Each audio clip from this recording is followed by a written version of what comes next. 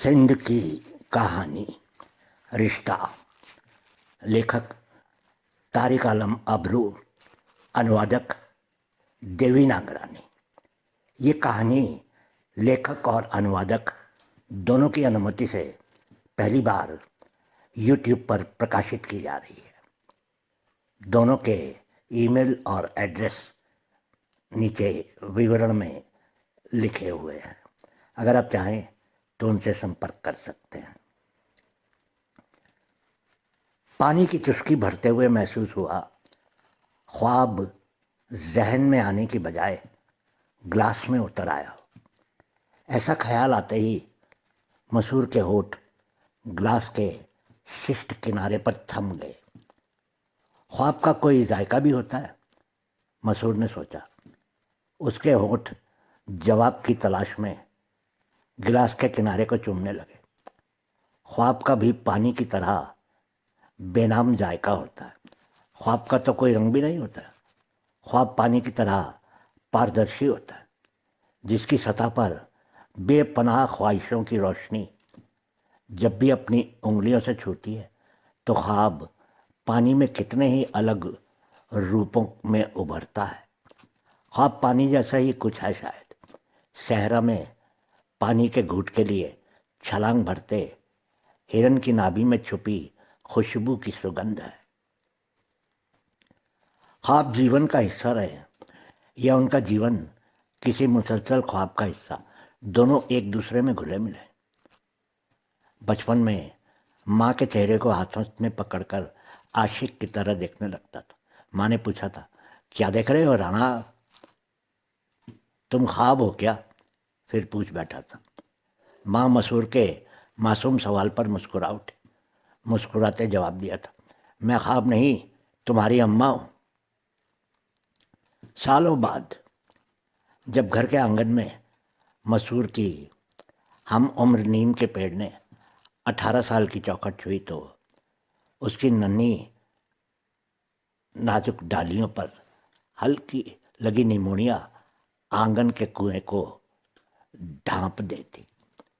गर्मियों में गूंगी हो गई दोपहरी में रोशनदान पर खेलते पक्षियों की चरचर पूरे घर में गतिमान हो रही थी। कुछ दूर खेतों के किनारे पर उगाई बेरों की फसल की हलचल बरामदे में खाट पर लेटी अम्मा के सोए सीने में दर्द की लहर बनकर उभर आई और मसूर से माँ छीन कर चली गई। मसूर ने माँ के पाक चेहरे को जवान हाथों में पकड़कर भोलेपन के साथ अपना सवाल दोहराया, अम्मा, तुम ख्वाब हो क्या? पर माँ ने जवाब को लाजवाब देखकर उतावली में माँ के गालों पर हाथों की पकड़ पुख्ता करके आंसुओं को रोकते हुए चीखा था, तुम ख्वाब हो क्या अम्मा? ओ मेरी अम्मा, माँ। बड़ा भाई दुलार करते हुए उसे बाहर ले गया था। बाहर आकर भाई के आगोश में खुद को आज़ाद करवाकर टूटी हुई सुमुरनी की तरह कालीन पर बिखर गया। सिसकियाँ, आंसू और मसूर घुल मिल गए थे। शाम को सिसकियों और आंसुओं से जुदा हुआ तो डायरी में लिखा था, हम मुसलसल ख्वाब में जी रहे हैं, जिसमें से जब भी कुछ लम्हों के लिए जागते हैं तो किसी न किसी को खो बैठते हैं। कभी अगर ख्वाबों के बीच में से जागा तो महसूस हुआ था जैसे किसी ने उसके होठों से लगे ग्लास को छलका दिया। ऐसे छलके हुए ख्वाबों से चौंक कर जागने पर वह तुरंत कपड़े झटकने लगता था। रात को छलकते ख्वाब से जागने पर कमीज झटकने की बजाय वह जैसे ही बेडरूम का दरवाज़ा खोलकर बाहर जाने लगा था, रूप जागकर मसूर की नंगी पीठ पर पल भर के लिए हैरान निगाहों से देखते हुए उनिंदे लहजे में पूछ बैठी, कहाँ? ख्वाब कमीज पर छलक गया है, उन्मादी आवाज़ में कहा था, टांगने जा रहा हूँ। कमीज को या ख्वाब को? निद्रालु मुस्कान से पूछा था और मसून के जवाब के इंतजार में बिना चादर लपेटकर सो गई थी। शायद वह पहले दिन से ऐसी हालत की आदी हो चुकी थी। जिस दिन रूप की गाड़ी शहर का जटिल मोड़ पार करते सुनसान रास्ते के बीच अचानक झुककर कुछ उठाते हुए मसूर से टकरा गई थी। हैरत से ब्रेक लगाकर स्विच ऑफ करके उसकी ओर बढ़ी थी। वो उस वक्त घुटने को बल बैठने की कोशिश कर रहा था।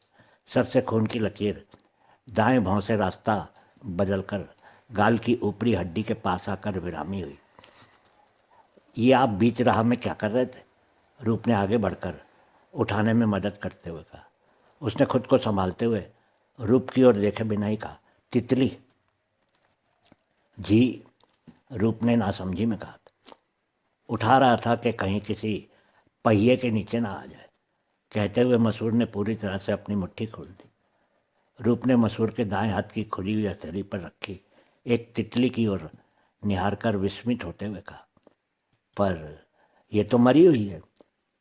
हाँ, पर फिर भी है तो तितली ही ना। मसूर जवाब देकर कुछ ढूंढने लगा तो उसकी नज़र कार के आगे वाले पहिए के पास पड़ी डायरी पर ठहर गई। रूप ने डायरी उठाकर उसकी ओर बढ़ा दी थी। मेहरबानी, उसने कहा था और तितली को डायरी में संभाल कर रखा और चलने को हुआ। आपके सर पर चोट लगी है? कहते हुए रूप ने ड्राइविंग सीट पर रखे टिश्यू बॉक्स में से कुछ टिश्यू निकालकर मसूर की ओर बढ़ाए। उसने आगे बढ़कर टिश्यू पेपर लेते हुए रूप के चेहरे पर लहराती सफ़ेद बालों की लट देखी और मेहरबान आँखों में झांका तो पल भर के लिए उनमें अपनी माँ की परछाई पाई। आओ आपकी मरहम पट्टी करवा दो, रूप ने कहा था। मसूर टिश्यू लेकर चेहरे से लगभग जम गए खून को पोंछते हुए कहता रहा, मेहरबानी, मेरे ज़ख्मों को तुम्हारे दिए हुए टिश्यू से ज़्यादा किसी भी फर्स्ट एड की ज़रूरत नहीं। रूप को वह किसी दीवाने जैसा लगा था। कुछ देर बाद उसके लापरवाही से उठते हुए कदमों को निहारती रही। रूप की निगाह मसूर के कदमों में से लिपट गई थी। उसने अपनी जागरूक नज़रों का ध्यान रोड की ओर मोड़ा और कार स्टार्ट करके मसूर के रोड क्रॉस करते ही आगे बढ़ी थी। उसकी निगाह बैक मिरर में दोबारा उसके कदमों में लिपट गई थी। वो चाहने पर भी बैक मिरर पर से अपनी नज़र हटा ना पाई थी। कार को एक तरफ पार्क करके मसूर को बैक मिरर से अपनी ओर आते देखती रही। मसूर रूप की कार के पास आने लगा। वो दरवाज़ा खोलकर बाहर निकली, उसकी ओर मुड़ी और कहने लगी, सुनिए। मसूर रुककर खड़ा रहा। आप कहाँ जाएंगे? आप चलेगी? जवाब देने की बजाय मसूर ने सवाल किया था। वो लम्हे के लिए ठिठकी थी, फिर दूसरे लम्हे ना जाने किस यकीन के तहत कहा था, जी। मसूर ने फ्रंट सीट पर बैठते हुए कहा था, फ्रेयर हॉल। रूप ने गियर बदलकर क्लच पर से पैर हटा दिया था। गाड़ी के बदलते गियर के साथ बातों का गियर भी बदलने लगा। मेरा नाम रूप है, मैं मशहूर हूँ, तस्वीरें बनाता हूँ। कुछ रुक कर फिर कहा, जानकारी बेचा करता हूँ। मसलन कितने ही डायरेक्टर्स की सीरियल की लाइटिंग और खूबसूरत फ्रेमिंग में मेरी आँख का सौंदर्य शामिल है। कुछ नाम वाले किरदारों के अहम परिदृश्य मेरी फोटोग्राफी की पैदाइश है। फ्रेयर हॉल की क्यों चल रहे हो? बाहर के फूलों की पहली नुमाइश है, वहाँ फोटोग्राफी करोगे? नहीं, तवील नाटक की चरमावस्था वाले सीन के लिए कैमरा स्थापित करने के लिए पहले से परियोजना करनी है। आप मुझसे नहीं पूछेंगे कि मैं क्या करती हूँ। मेरा विचार है कि आप प्रसाधिका हो। रूप अविश्वसनीय निगाहों से मसूर को घूरने लगी। इस तरह क्यों देख रही हैं? आपने कैसे जाना? आपकी गाड़ी की विंड स्क्रीन के कोने पर चिपके हुए स्टिकर को देखकर। ओहो, रूप तनाव मुक्त हंसी हंसते हुए कहने लगी, आप जाहिरी तौर पर इतने हाजिर दिमाग नज़र नहीं आते जितने हो। जिसे आप हाजिर दिमागी समझ रही हैं वो तो मेरे व्यवसाय का हिस्सा है। मेरे ख्याल से आपकी उम्र से भी 30 साल होगी, पर मेरा तजुर्बा आपकी उम्र से दुगना है। बात कहने के दौरान मसूर ने उसके चेहरे पर लहराती दूधिया लट की ओर देखा और फिर विंड स्क्रीन में देखने लगा था। वो तमाम दिन रूप ब्यूटी पार्लर को अपने सहयोगी के हवाले छोड़कर शहर की गगनचुंबी इमारतों, बाज़ारों, बगीचों, पटरियों को बदलते कोणों की रोशनी में मसूर की निगाह से देखती रही और हैरान होती रही। 45 सालों से रूप ने अपने शहर को इतना अलग, इतना हसीन पहली बार देखा।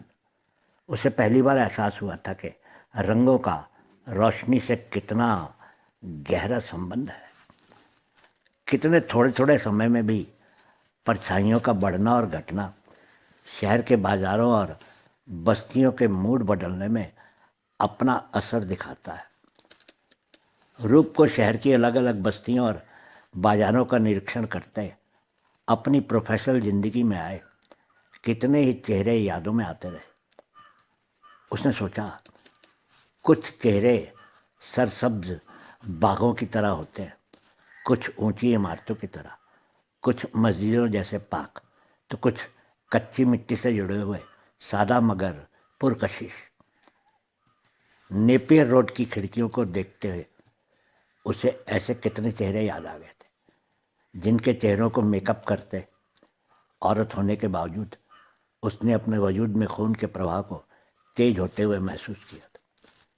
उसी शाम मैरियट में बैठकर कॉफ़ी और सिगरेट पीते हुए मसूर ने रूप के चेहरे पर झूमती सफ़ेद बालों वाली लट को उंगलियों से पकड़कर उसके नैनों में दूरबीन से देखते हुए कह दिया, तुम कोई ख्वाब तो नहीं हो? रूप मसूर के सवाल से ज़्यादा उसके लहजे की मासूमियत पर माँ की तरह मुस्कुरा उठी थी, जिसकी छाँव में खाट रखकर उसकी माँ बीड़ी के कश लेकर पड़ोस की औरतों के साथ कचहरी करती थी और वो उसके पास बैठकर उस धुएं में से माँ की सांसों और उसके जिस्म की खुशबू को अपने सीने में संजोता था। रूप कॉफ़ी का मग टेबल पर रखकर पता नहीं कौन सी सोच में खो गई थी। मसूर ने अपने दोनों हाथ रूप के हाथ पर रखकर धीरज से कहा था, रूप, मुझसे शादी करोगी? रूप के सर से बिजली के गड़गड़ाहट जैसे पार होकर पाँव के तलवों से निकलकर कॉफ़ी हॉल में कालीन में गायब हो गई थी। वह कुछ देर टेबल पर रखे गुलदान के फूलों की ओर बिना सोच के देखती रही और फिर असामान्य हंसी हंसती। रूप को उस पल अपने वो दोनों पति याद आए थे, जिनमें से पहले वाले ने उसे इसलिए छोड़ दिया था क्योंकि वह उसे बच्चा नहीं दे सकी थी, और दूसरे ने उसके साथ इसलिए शादी की थी क्योंकि उसकी पहली पत्नी बच्चे के जन्म के बाद गुजर गई, जिसे संभालने के लिए एक अच्छी माँ की ज़रूरत थी। बच्चा जो जहनी तरह से असामान्य पैदा हुआ था, उसे रूप अपनी ज़िंदगी का मकसद समझकर पालती रही, पर आखिर वह बच्चा भी 10 साल की उम्र का होकर उससे जुदा हो गया था। ऐसी हालत में रूप जहनी दबाव का शिकार बन गई थी। उन दिनों रूप को कुदरत से हर वक्त एक ही शिकायत रहने लगी थी कि आखिर उसने इस मासूम बच्चे के पालन में कौन सी कमी की थी जो वो सहारा भी उससे छीन लिया गया था, जो रूप की खुशियों और व्यस्त रहने का सबब था। रूप की बच्चे के लिए इतनी चाह देखकर उसका दूसरा पति भी उससे दूर होकर दूसरी औरतों में व्यस्त रहने लगा था। हर वक्त मानसिक दबाव की शिकार हुई और उसके साथ रह नहीं सका। रूप को उसके भाइयों ने वापस लंदन बुला लिया। लंदन पहुंचकर रूप धीरे धीरे सामान्य लाइफ शुरू करने के लिए बूट्स के मॉल में कॉस्मेटिक शॉप में नौकरी करते हुए उसने ब्यूटिशियन का कोर्स पूरा किया और दोबारा पाकिस्तान आकर मेन तारिक रोड पर ब्यूटी पार्लर खोला था। आते ही रूप ने अपने पार्लर के हवाले से कराची में बेमिसाल फैशन शो करवाकर शहर की पॉश सोसाइटी में अपनी पहचान बना ली। 1 साल में ही मुल्क के जानी मानी अंग्रेजी पत्रिकाओं में छपने वाली मॉडल का मेकअप उसकी ही मेहरबानी से पत्रिकाओं की खूबसूरत छवि बनने लगी। रूप के लिए व्यस्तता जीने का बहाना बन गई। वो बिना आराम के यूं ही जीना चाहती थी, पर मैरियट के कॉफ़ी हॉल में 28 साल के गबरू नौजवान के वाक्य ने एक बार फिर रूप को अशांत कर दिया। उसे मसूर की नीम दीवानगी में प्यार से पाली अपने दूसरे पति की औलाद के एबनॉर्मल जुनून की झलक दिखाई दी। लम्हे के लिए उसने सोचा था वो अगर जवान होता तो दुनिया को मसूर की दृष्टि जैसे सुंदर ही देखता। लंबी सांस लेकर रूप ने सिगरेट को एस्ट्रे में फेंक दिया और नेल पॉलिश लगे नाखूनों से टेबल पर बेख्याली में जल तरंग बजाने लगी थी। वो रात मसूर उसके बेडरूम में सोया था। रूप उस रात मसूर में मौजूद मर्द का समस्त रूप देखती रही थी। एक मजबूत नौजवान, एक परिपक्व शख्स और एक बिल्कुल ही मासूम बालक जो आखिर में उसके वजूद में सिकुड़ता रहा। सुबह हुई। मसूर उसकी सफ़ेद लट को चूमकर चला गया था। रूप ने समझा अब मसूर नहीं आएगा, पर ऐसा नहीं हुआ। वो तब तक आता रहा जब तक रूप ने उसके साथ शादी नहीं की थी। उस रात को मिलाकर मसूर के साथ गुजारी 1095 रातों और दिनों में रूप ने उसके हजारों पहलू देखे, पर उनमें कई मंजरों में मदरलेस चाइल्ड वाली झलक पाई थी। यही कारण था कि तन्हाइयों में वह रूप को मासूम बच्चे की तरह बेजार करता था। उसके अधिक मित्र शहर के बागों में दौड़ते गिलहरी, कौवे, बत्तख और पड़ोस के कुत्ते थे। रूप जब जब भी मसूर के साथ उन बागों में गई थी तो उसने हमेशा महसूस हुआ जैसे ये सभी पक्षी और नन्हे जानवर उसकी राह तकते हों। उसे देखते ही शाखों से उतरकर बेझिझक आकर उसके आसपास फैल जाते और मसूर लिफाफों में लाई चीज़ें उनकी ओर बढ़ाता रहता था। ये सब तो अपनी जगह पर मसूर बाग के कुछ पेड़ों से ताल मिलाकर हंसते हंसते उनसे बतियाता। रूप को इस बात तो पर यकीन तो नहीं हो रहा था जब पेड़ की शाखों से कुछ परिंदे उड़कर मसूर की खुली हथेली पर रखी ब्रेड के टुकड़ों को चुगने लगे थे। रूप ने बीते 3 सालों में ये भी साफ साफ महसूस किया था कि शहर के पक्षी और जानदार जानवरों में जितने मसूर को प्यार करने वाले थे वह खुद भी उनके बीच में खुश रहता था, उतना ही वह रोज़ मिलने वाले आदमी और मेहमानों से घबराता और कतराता था। ख्वाब से अचानक चौंक कर उठने वाली रात को रूप ने उसे बेडरूम से बाहर जाते देखा। उसकी सोच में विघ्न डालने के बजाय कुछ हल्के से कहते वह चादर ओढ़कर सो गई थी। उसे लगा कि मसूर ख्वाब में अपने टीवी नाटक के सीन को किसी नए कोण में फ्रेमिंग करते हुए जाग उठा होगा, क्योंकि वह जब भी किसी नाटक पर काम करता था तो नींद में उसकी सोच अपने सतत काम के बारे में ख्वाब की सूरत अख्तियार कर लेती थी। वो सचेत जागरण व निद्रा के बीच में बेडरूम से निकलकर स्टडी रूम में चला जाता था और अपनी निजी डायरी में ख्वाब में उभरी अद्भुत कल्पना लिख देता था। सुबह होने के बाद ये बात उसे याद नहीं रहती थी। मसूर अगस्त में बरसते आसमान में धुले हुए सितारों के झुरमुट तले कमीज को तार पर टांगने की बजाय हाथों में मरोड़कर बारिश में भीगे टेरेस पर आकर रॉकिंग चेयर पर बैठ खुद भी छलक पड़ता था। समुद्री हवा रात की रानी की महक से नहाई पता नहीं मसूर के सचेत जहन को किस दिशा में ले गई थी। उसकी सिसकियों से रॉकिंग चेयर भी आगे पीछे हिचकोले खाने लगी थी। ऐसा बहुत कम हुआ था कि ख्वाब से जागकर सितारों भरे आसमान के नीचे आकर सिसक उठा हो, पर उस रात पता नहीं उसने ख्वाब में ऐसा क्या देखा जो उसे निरंतर रुलाता रहा। कितनी देर मसूर और रॉकिंग चेयर रोते रहे, पर उसकी सिसकियां कम होने की बजाय रॉकिंग चेयर ने भी हिचकोले खाने बंद कर दिए।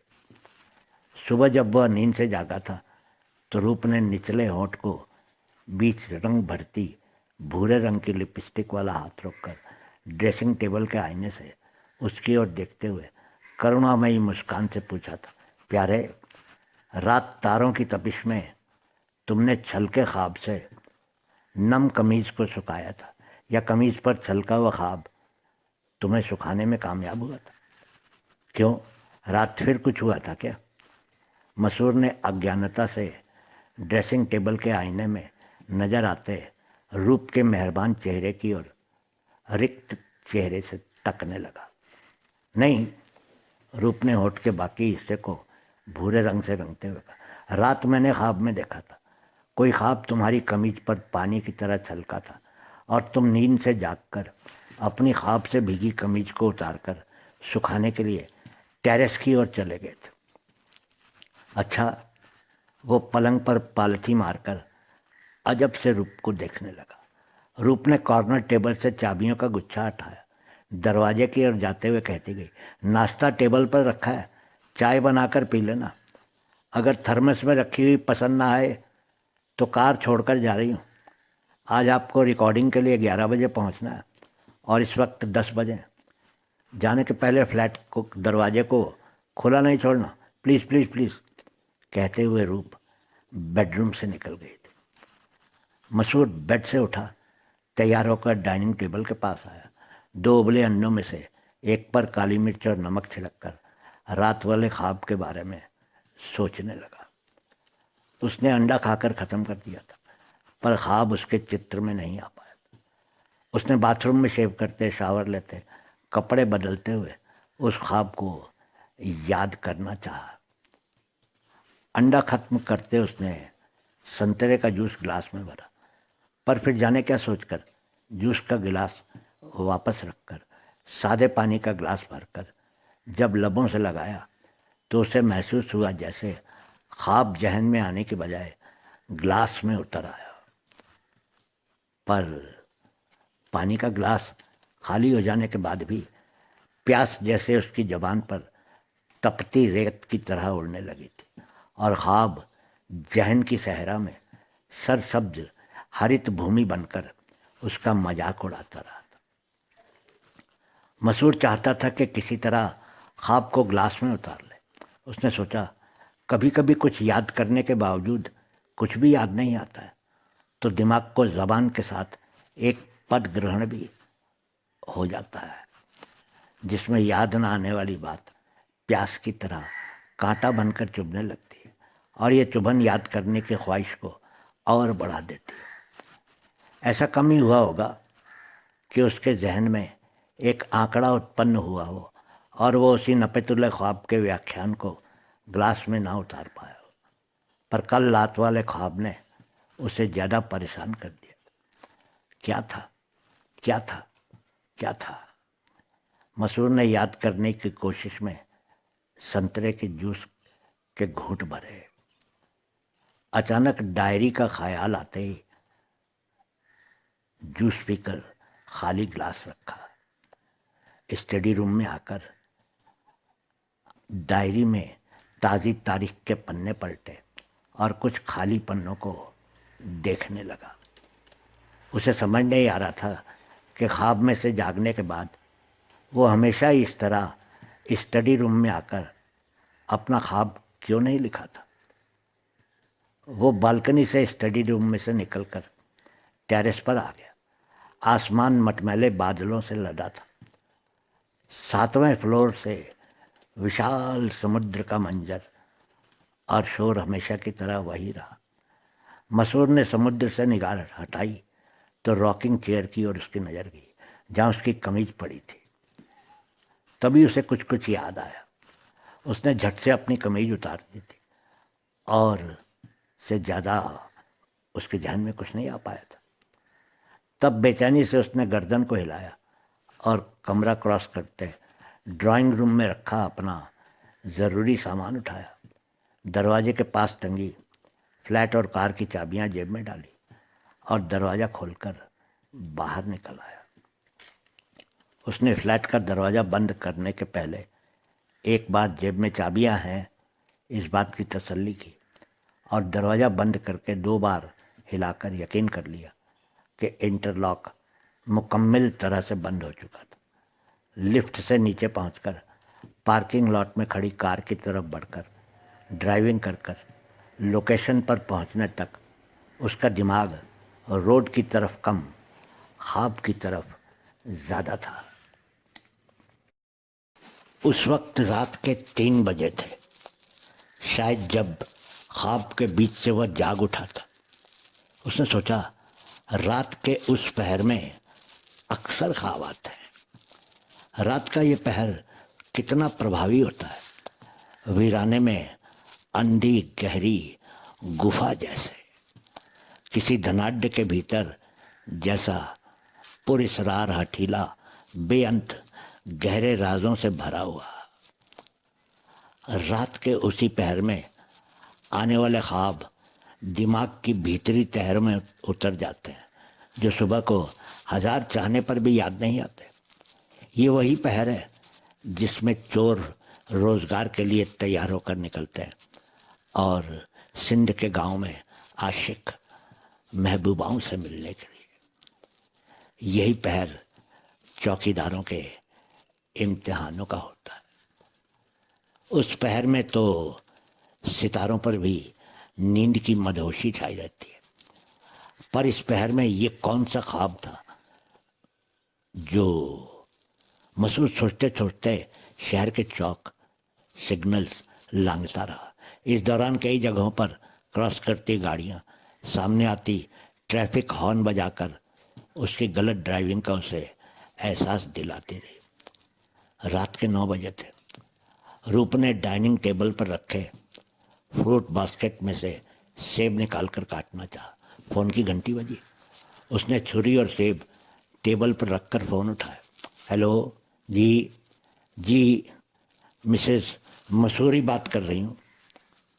उसके बाद रूप ने दूसरी ओर से जो सुना वो उसे झकझोरने के लिए काफ़ी था। वो रिसीवर को रखने के बजाय दोनों हाथों में पकड़े छाती से लगाकर ड्राइंग रूम के बीचों बीच पालती मारकर बैठ रही थी, जैसे कोई घर में घुस आए दहशतगारों से बचने के लिए घर के कोने में सिमट कर बैठने के बावजूद असुरक्षित महसूस करता हो। किसी ने घर की कॉल बेल बजाई थी, 1 बार 2 बार और कई बार। तब रूप को एहसास हुआ था कोई दरवाजे पर मौजूद है। उसने खौफ की चादर ओढ़कर दरवाज़ा खोला था। सामने मसूर का डायरेक्टर दोस्त गर्दन झुकाकर खड़ा था। कैसे हुआ? रूप ने बात करने की कोशिश की। वो जवाब देने की बजाय रूप को सहारा देकर नीचे ले आया। अब उनकी गाड़ी सिविल अस्पताल की ओर दौड़ने लगी। वो जैसे ही आया था कुछ बेचैन सा था। डायरेक्टर ने कहा, उसने काम तो हमेशा की तरह मुकम्मल रूप में किया, पर बात बहुत कम शब्दों में की। 8:30 बजे हमने पैकअप किया। मैंने उससे बेचैनी का सबब पूछा तो हंसकर कहा, ख्वाब गुम हो गया है। लोगों ने बताया कि बिल्ली के बच्चे को बचाते उसकी गाड़ी आउट ऑफ कंट्रोल हो गई थी। सिविल अस्पताल पहुंचकर कांपते हाथों, थरथराते होठों और लुढ़कते आंसुओं से रजिस्टर पर हस्ताक्षर करते रूप को लगा जैसे वो अपने पति के नहीं पर अपने जवान बेटे की लाश लेने आई हो, जो उसके जीने का आखिरी सहारा था। बहुत बहुत शुक्रिया।